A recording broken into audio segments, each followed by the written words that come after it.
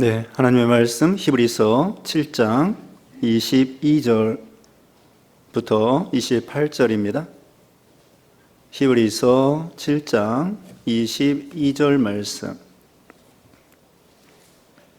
이와 같이 예수는 더 좋은 언약의 보증이 되셨느니라. 제사장된 그들의 수요가 많은 것은 죽음으로 말미암아 항상 잊지 못함이로되 예수는 영원히 계심으로 그 제사장 직분도 갈리지 아니하느니라. 그러므로 자기를 힘입어 하나님께 나아가는 자들을 온전히 구원하실 수 있으니 이는 그가 항상 살아계셔서 그들을 위하여 간구하심이라.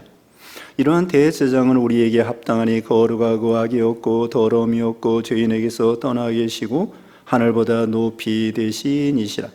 그는 저 대제사장들이 먼저 자기 죄를 위하고 다음에 백성의 죄를 위하여 날마다 제사 드리는 것과 같이 할 필요가 없으니 이는 그가 단번에 자기를 드려 이루셨습니다. 율법은 약점을 가진 사람들을 제사장으로 세웠거니와 율법 외에 하신 맹세의 말씀은 영원히 온전하게 되신 아들을 세우셨느니라. 아멘. 오늘 본문은 히브리서 7장 22절로 28절, 제목은 완전하신 대제사장이신 예수 그리스도. 완전한 대제사장이신 예수 그리스도. 구약시대에는 대제사장이 있었습니다. 우리는 지금 신약시대에 살고 있습니다. 아담 때부터 예수님이 오시기 전까지를 구약시대라고 말을 합니다. 그리고 2000년 전에 예수님이 오셨는데 이때부터 신약시대라고 말을 하고 있죠. 구약시대에는 하나님께서 아브라함을 선택하고, 물론 아담도 선택하고, 노아와 아벨과 믿음의 선진들이 많이 있었습니다.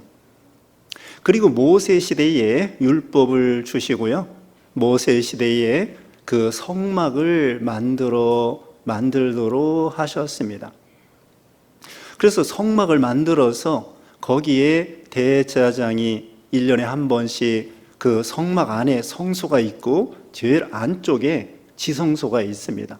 지극히 거룩한 그 성소, 지성소가 있죠.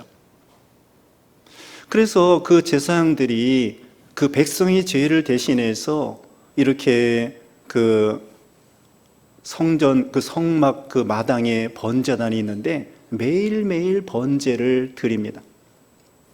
그리고 성막에 분향단도 있고 또 진설병, 떡을 바치는 그런 상도 있고 그 다음에 불을 밝히는 등대도 있고 매일매일 가서 그걸 점검하고 불을 피우고 등불을 켜고 떡을 진설하고 향기를 이렇게 향을 살랐습니다.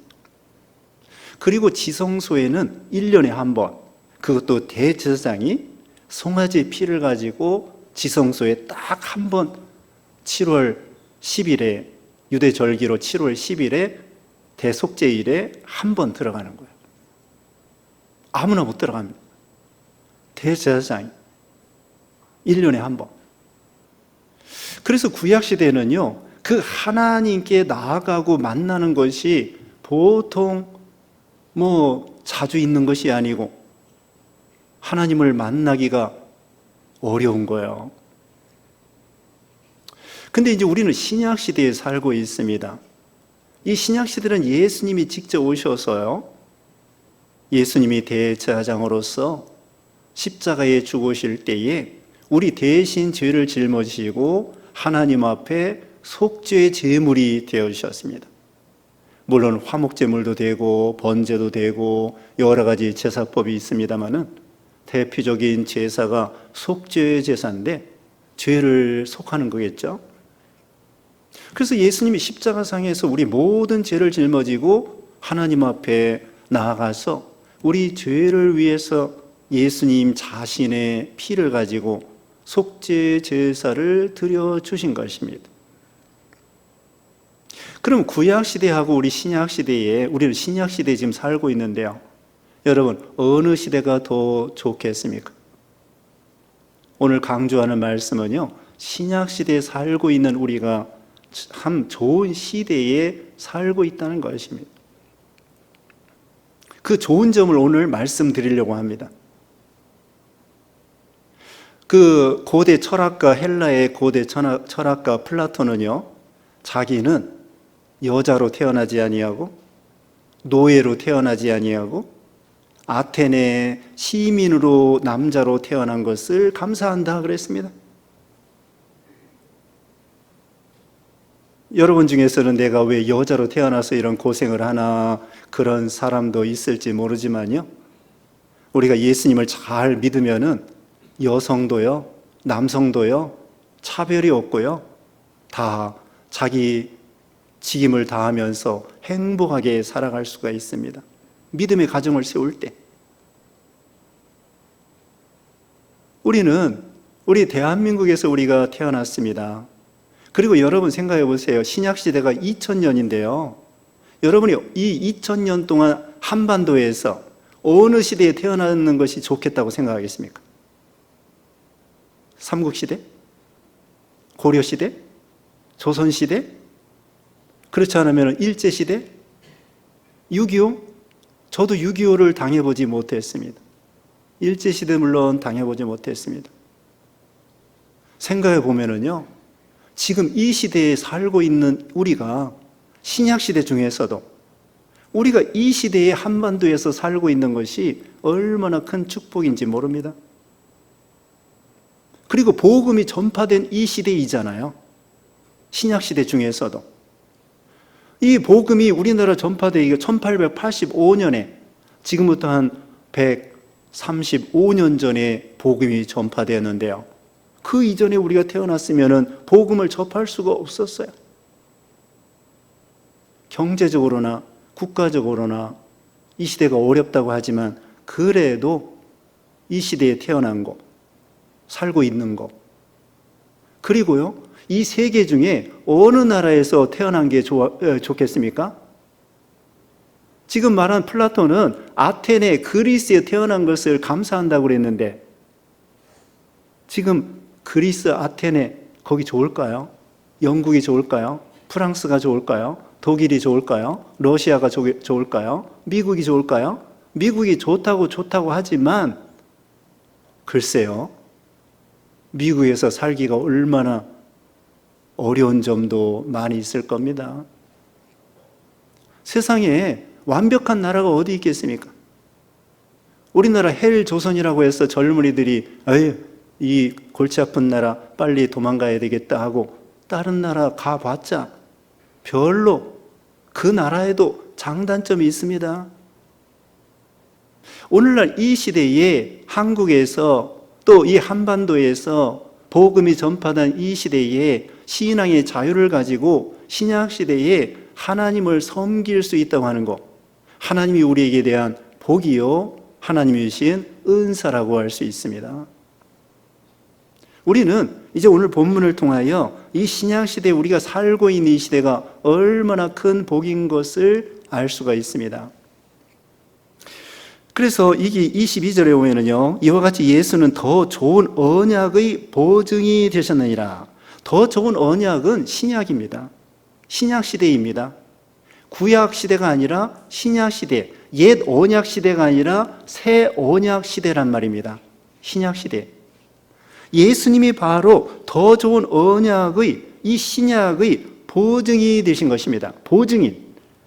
여기 8장 6절에 그렇게 말씀하고 있죠. 8장 6절에 그러나 이제 그는 더 아름다운 직분을 얻으셨으니 그는 더 좋은 약속으로 세우신 더 좋은 언약의 중보이시라. 여기 계속해서 더 좋은 언약의 중보자라고 그랬고요. 오늘 본문 앞에 19절 봅니다. 19절에 율법은 아무것도 온전하게 못할지라 이에 더 좋은 소망이 생기니 이것을 우리가 하나님께 가까이 가느니라. 우리 이 신약 시대에는요, 더 좋은 소망이 있다는 거예요. 더 좋은 언약, 더 좋은 보증, 더 좋은 보증자, 우리 예수 그리스도. 보증이라고 하는 것은 생명과 재산에 대해서 전적으로 책임을 지겠다는 거예요.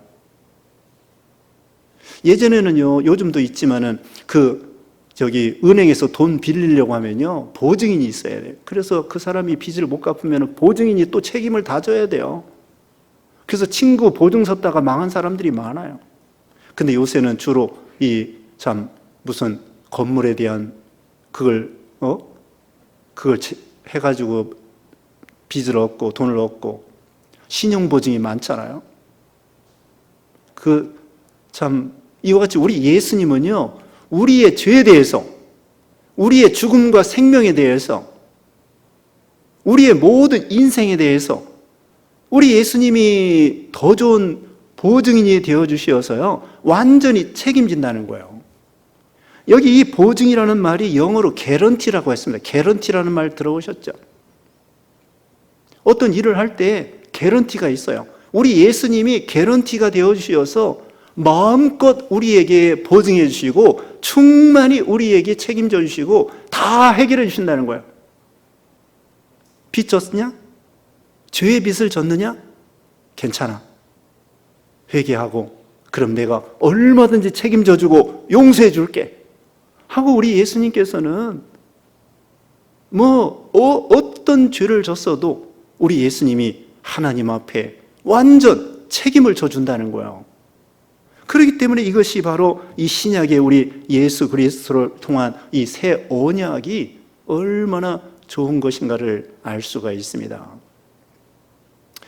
여기 뒤에도 이제 나옵니다만은 여기 우리 이 구약의 모세를 통하여 주신 하나님, 그것도 물론 하나님 주셨는데요. 율법이라고 합니다.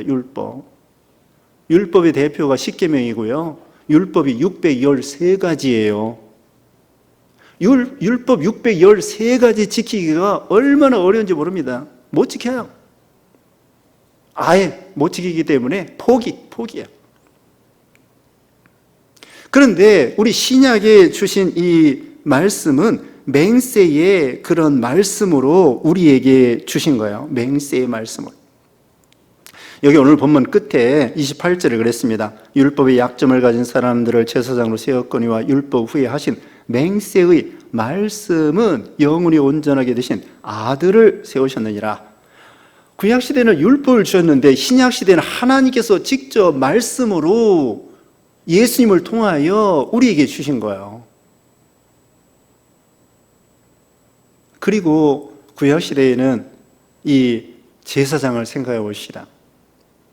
제사장, 그 하나님께서 레위 지파 중에 그 아론 자손을 제사장 지파로 이렇게 삼으셔가지고 그 아론 자손들은 누구나 제사장이 되는 거예요.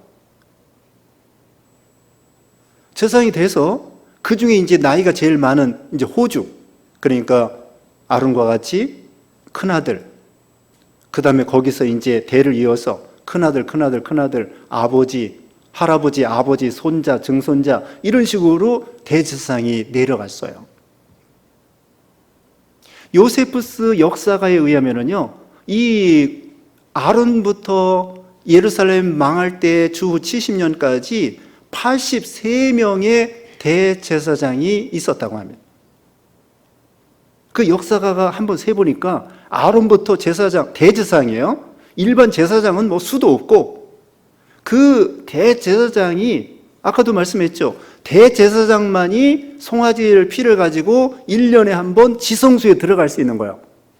다른 작은 아버지, 작은 아들 이런 사람은 안 되고 제일 그 중에서 한 명, 대제사장, 제일 할아버지나 이런 분들, 장자 이런 분들이 1년에 한 번 백성의 죄를 짊어지고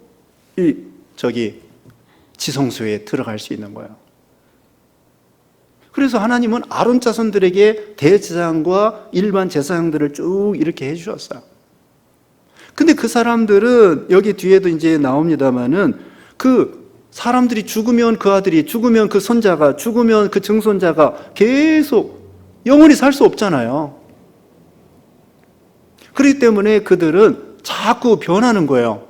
할아버지가 했다가 아들이 했다가 손자가 했다가 계속 죽으니까 또. 근데 우리 예수님은 영원한 제사장이라는 거예요. 영원한. 여기 24절에 예수는 영원히 계심으로 그 제사장 직분도 갈리지 아니하느니라. 23절에 제사장 된 그들의 수요가 많은 것은 죽음으로 말미암아 항상 잊지 못함이로되.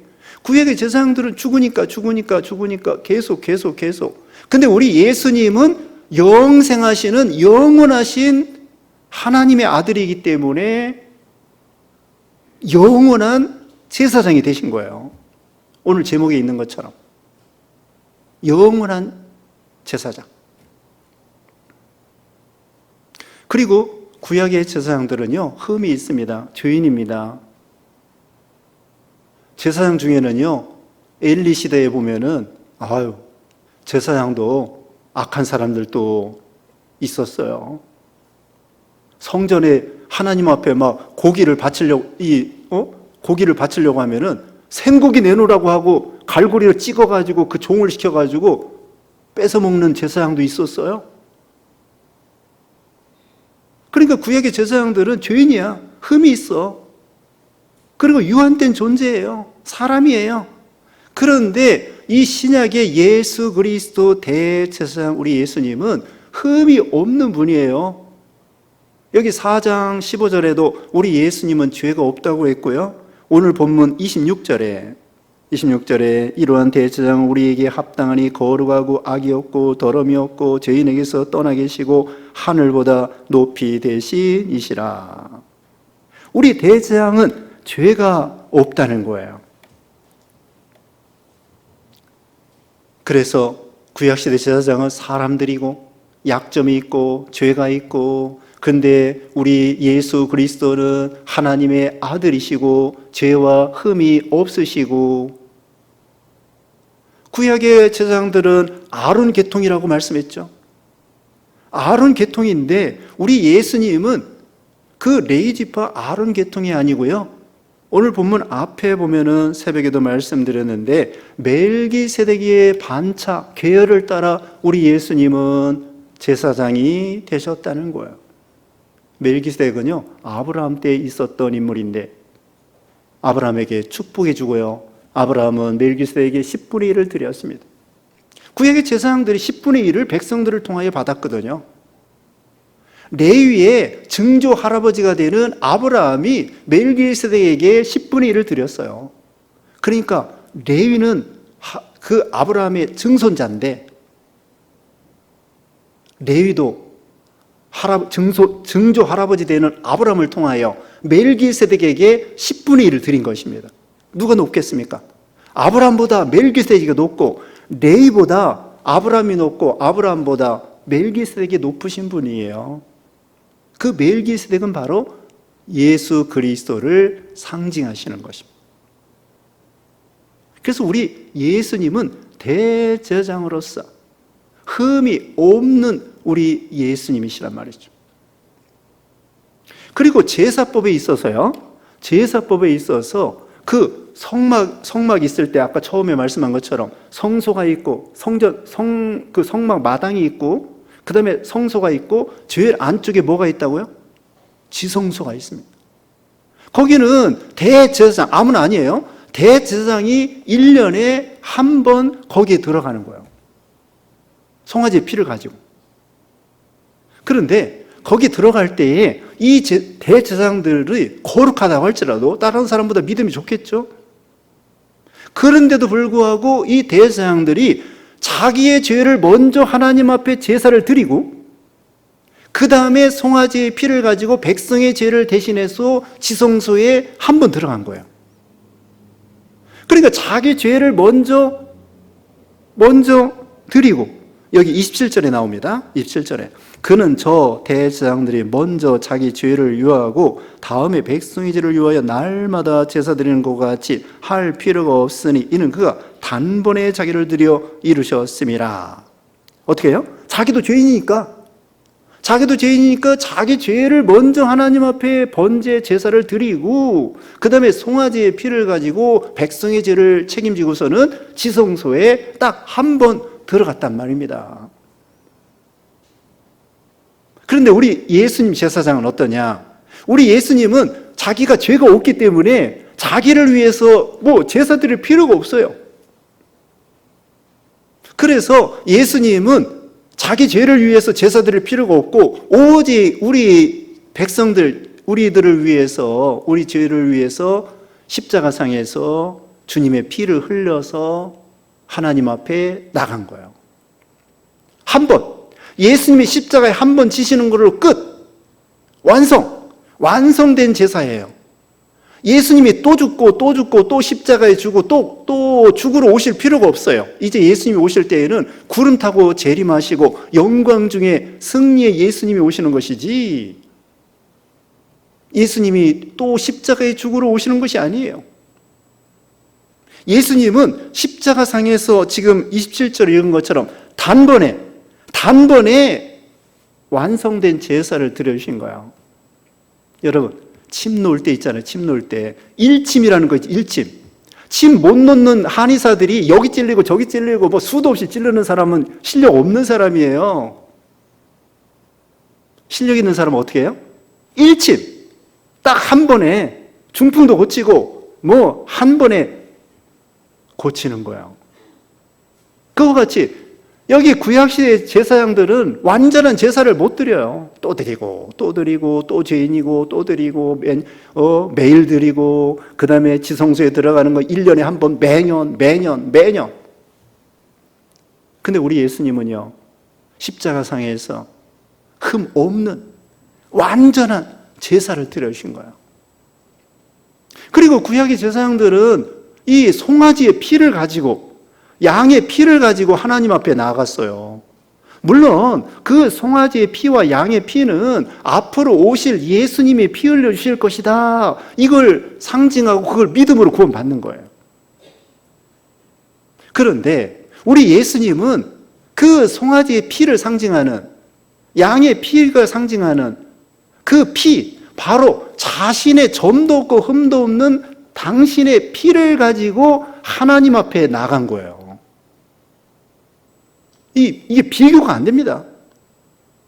구약시대는 송아지의 피, 양의 피를 가지고 뭐 열심히 또 드리고 반복해서 오실 예수 그리스도를 믿으면서 구원받았는데, 예수님은 자신의 그 점도 없고 흠도 없는 피로 하나님 앞에 나아가서 딱 한 번 제사를 드려주심으로 하나님께서 예수님의 십자가의 그 제사를 아주 만족하게, 100% 만족하게 마음에 우리 하나님이 받으신 거예요.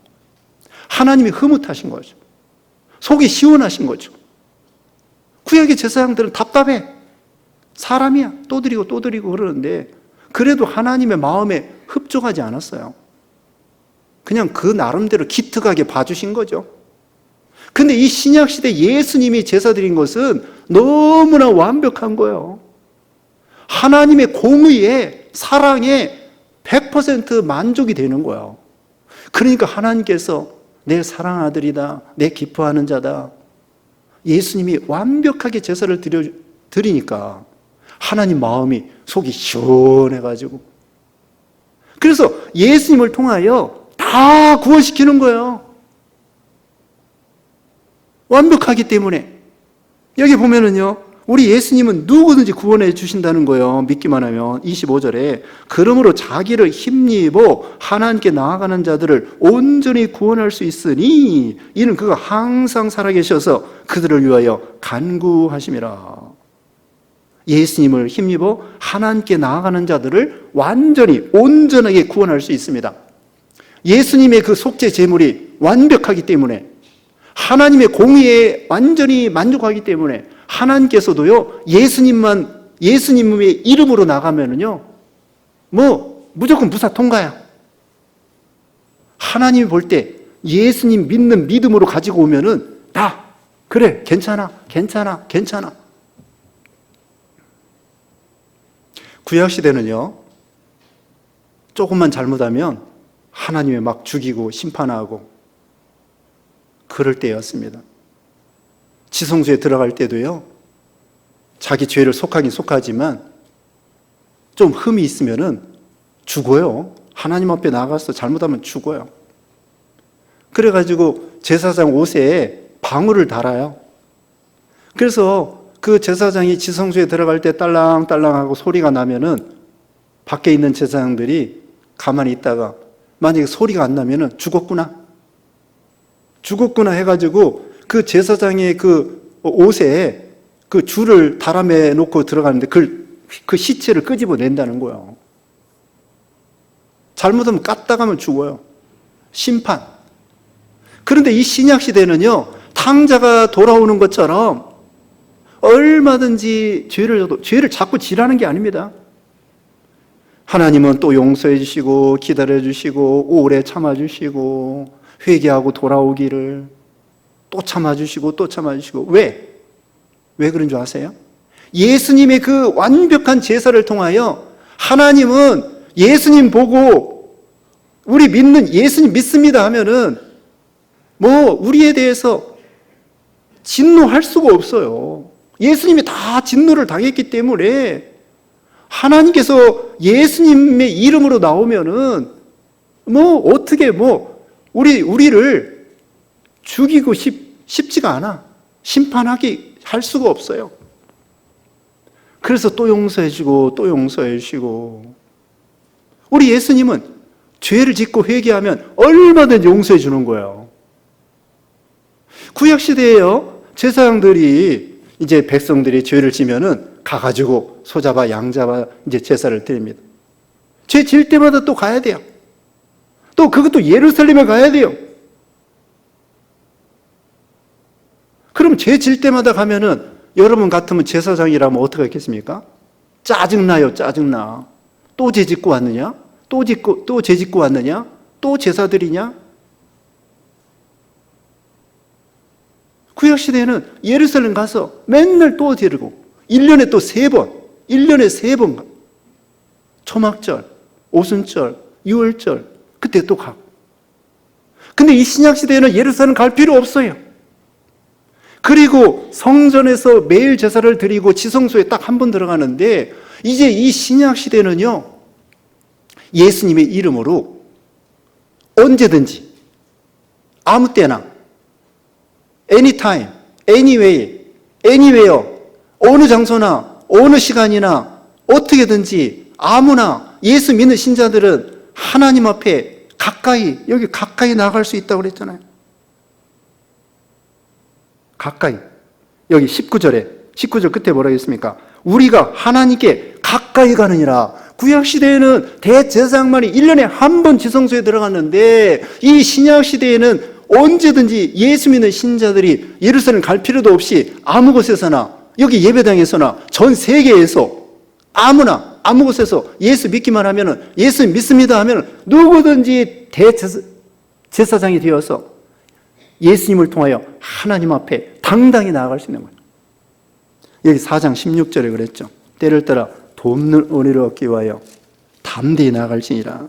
4장 16절 보겠습니다. 그러므로 우리는 긍휼하심을 받고 때를 따라 돕는 은혜를 얻기 위하여 은혜의 보좌 앞에 담대히 나아갈 것이나.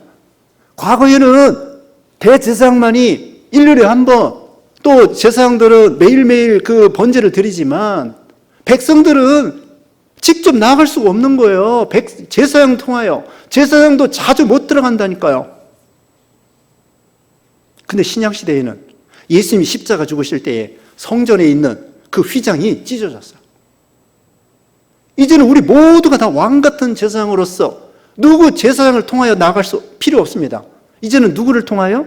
대제사장 되시는 예수 그리스도를 통하여 예수님 믿습니다. 예수님 이름으로 하나님, 여러분이 지금 예배드리러 나왔잖아요. 하나님을 만나는 거예요. 지성소에 들어온 거나 같아요. 우리 속에 성령님이 들어와 계시고요. 야, 이 신약시대 이거 얼마나 대단한 것입니까? 구약시대는 하나님 보기가 이건 하나님 만나기가 보통 어려운 것이 아니에요. 근데 신약시대에는 누구를 통해서가 아니라 예수님을 통해서 예수님 믿습니다. 예수님 이름으로 기도하옵나이다. 하나님을 만나는 거예요. 하나님과 동행하는 거예요. 하나님과 교제하는 거예요. 하나님이 성령님을 통하여 우리 안에 들어와 계시는 거예요. 두세 사람이 예수 이름으로 모이면 하나님이 함께 하시는 거예요. 여러분이 집안에서 기도해도요, 거기도 하나님이 계셔요. 이제 신약시대는 예루살렘 갈 필요 없어요. 전 세계에 아무 곳에서나 어떤 예배당에서나 예수 이름으로 모이면은 거기가 하나님의 성소요, 하나님을 만나는 곳이요. 하나님을 섬기는 것이요. 야, 이거 얼마나 대단한 것입니까? 구약시대는 하나님을 무섭게 섬겼습니다. 근데 이 신약시대는요, 예수님을 통하여 하나님의 공의가 만족되었기 때문에 괜찮아. 물론 죄졌다고 죄진 것이 잘한 건 아니에요. 그러나 하나님은 용서해 주시고 때를 기다리신다는 것입니다. 구약시대에는 하나님 앞에 벌벌 떨면서 억지로 하나님을 섬겼어요. 근데 이 신약시대는요, 단마음으로 하나님을 섬기는 것입니다. 단마음으로. 하나님이 나를 구원해 주시고 사랑해 주셨다는 그 감격에서 하나님을 섬기는 거예요. 억지가 아닙니다. 그래서 하나님을 사랑하는 자는 계명을 지키는데 그 계명이 무거운 것이 아니라고 요한일서 5장 3절에 말씀하고 있습니다. 10kg짜리 돌을 업고 있으면 힘들어요. 10kg짜리 손자를 업고 있으면 힘이 안 들어요. 왜? 사랑하기 때문에. 사랑하기 때문에.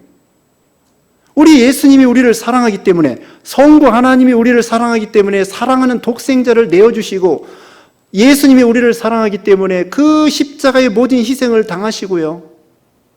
예수님이 억지로 십자가에 죽으신 것이 아니에요. 기쁨으로 십자가를 당한 거예요. 엄마가 아이를 낳을 때 사선을 넘는 그 해산의 고통이 있지만 그 아이를 사랑하는 마음으로 해산을 하는 것처럼 우리 예수님이 십자가에 죽으신 것은요, 억지로 죽으신 게 아니에요. 우리를 사랑해서 단마음으로 예수님이 십자가에 죽으신 거예요. 그래서 우리도 마찬가지입니다. 우리도 하나님을 섬길 때에 억지로 섬기는 것이 아니라 이렇게 예배당에 나오는 거 있잖아요. 하나님이 우리를 구원해 주셔서 감격해서 단마음으로, 억지가 아닙니다. 하나님을 만나려고 하나님께 단마음으로 나오는 거예요. 구약시대는요, 성령께서 몇몇 사람에게만 역사하셨어요. 근데 신약시대는요, 오순절 성령이 강림해서 모든 사람의 각자가, 심지어 어린아이까지 성령 충만할 수 있고 성령 은사 받을 수 있고, 어린아이들도 초등학생들도 전도해요. 구약시대 이런 거 어림없어요. 구약시대 예수 믿는 사람 많지 않아요. 이스라엘 중심으로 몇백만 명? 그 정도로 믿는 것이지, 신약시대에는 누구나 전도할 수 있고 누구나 생명을 살릴 수 있고, 땅끝까지 성령 임하시면 권능을 받고 예루살렘과 온 유대와 사마리아 땅끝까지 이제는 전 세계 우주적으로 이 복음이 전파되는 거예요. 구약시대는 유대나라 이렇게 좁게 몇몇 사람, 성령 받는 것도 몇몇 사람, 특별한 사람. 신약시대는 우리 모두가 성령 받아가지고요, 전도할 수 있고요, 전도하는 선교사님들 후원해 줄 수도 있고요. 구약시대 어림없어요. 신약시대에는 이런 신자가 된 거예요. 구약시대보다도요, 우리는 더 하나님의 강력한 진리와 은혜로 죄도 이길 수 있고요, 믿음이 부쩍부쩍 자라날 수 있고요, 전도할 수 있고 선교할 수 있고 주를 위해서 봉사할 수 있고. 구약시대에는 성전에 봉사하는 사람 많지 않아요. 레이지파들. 신약시대에는 누구든지 다 봉사할 수 있고 섬길 수 있고, 하나님 사랑하고 교인을 사랑하고 이웃을 사랑하고. 이게 구약시대는 어림없다니까요.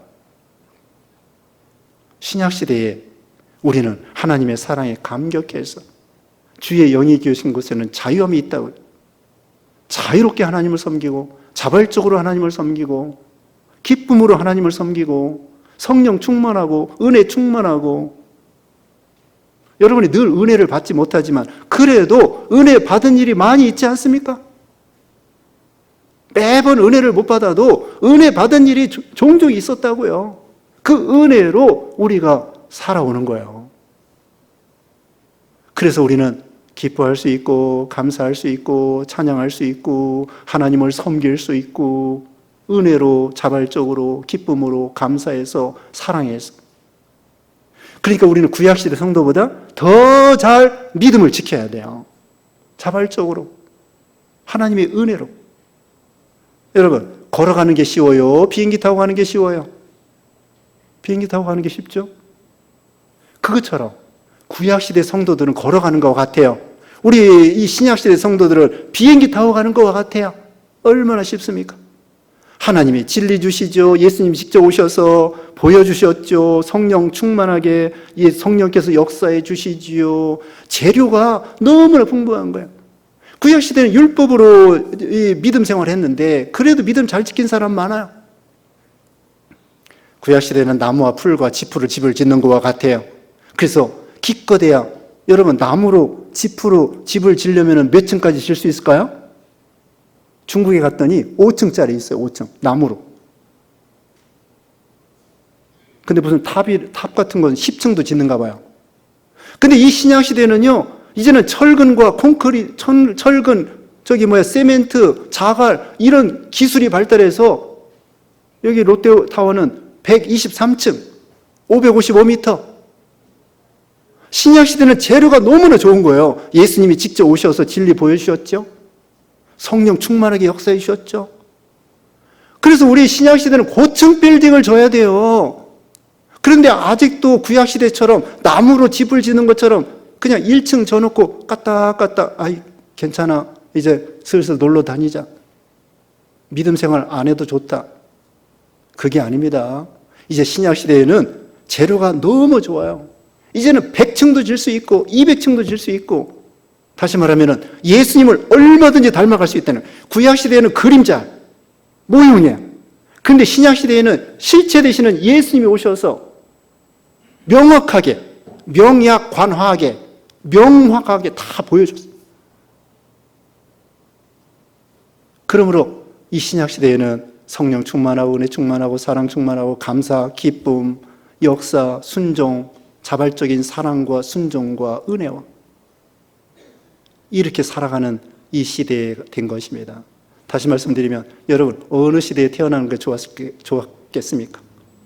신약시대에 태어난 거 얼마나 감사합니까? 또 이 시대에 태어난 거 얼마나 감사합니까? 그러니까 우리는 더욱더 하나님께 감사하고 순종하고 하나님을 기쁘게 해드리고, 그래서 더 하나님께서는 그런 사람에게 더 많은 은혜를 주시는 거야. 열심히 건물을 짓는 사람에게 재료를 막 공급해 주는 것처럼 열심히 봉사하고 열심히 순종하고 헌신하고 충성하고 그런 사람에게 하나님의 은사를 더 주시고 더 주시고. 그래서 여러분도 참 신약시대 성도로서 이런 진리 안에서 점점 하나님 앞에 감사하고 기뻐하고 더 순종하고, 그래서 하나님을 기쁘게 해드리는 여러분 되시기를 주님의 이름으로 축원합니다. 기도하겠습니다. 거룩하신 하나님 감사합니다. 참으로 이 신약시대에 예수님이 직접 오셔서 대제사장으로서 주님의 점도 없고 흠도 없는 피를 흘려주시어서 하나님의 공의를 만족해 주시고 속죄제사가 되어주시고 우리를 완전히 구원해 주셔서 하나님 앞에 나아갈 때 얼마든지 구원해 주시는 사랑의 하나님 감사합니다. 주님의 사랑에 감사해서 진리를 보여주신 대로 성령 충만한 대로 믿음 잘 지키고 순종하고 하나님을 기쁘게 해드려서 더 큰 복을 받는 우리 모두가 되게 해주셨기를 원하옵고 예수님의 이름으로 기도드리옵나이다. 아멘.